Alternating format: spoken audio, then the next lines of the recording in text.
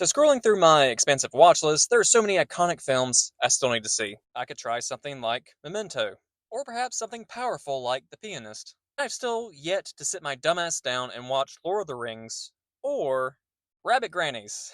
Yep, I heard about a horror movie recently about possessed elderly women who wreak havoc on their family, and I have little to no self-respect, so my choice for the day. Anyway, Rabbit Grannies follows two elderly women who are given a strange gift that unleashes a malicious entity that turns them vicious, and they start attacking their good for nothing family.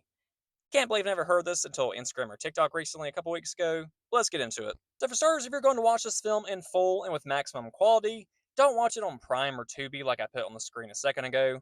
Use Fossum. While that was the best looking version, this is still a low budget 80s film that still somehow looks 10 to 15 years older than it actually is.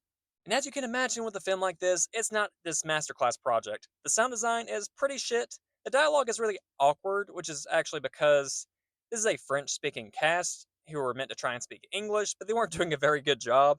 So they brought in people to do English dubbing, and they had to try and match the awkward cadence. Just put it in subtitles. Most of us can read.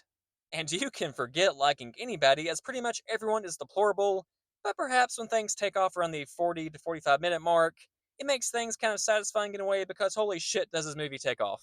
Back half of this film is filled with gruesome practical effects and dark comedy. It does become pretty entertaining with some of the quips from characters as well as some of the stunts, and even a costume choice from one of the possessed women, which had me laughing my ass off completely, because it did catch me off guard for sure. Despite an overall goofy nature, this is still oddly disturbing, and this definitely would have fucked me up as a kid if I had grown up on it.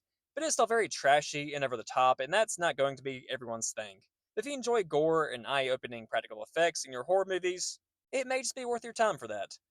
The first half is a bit rough with the pacing and, of course, the acting and the flow of the build up, but again, the back half is quite the adventure, good or bad.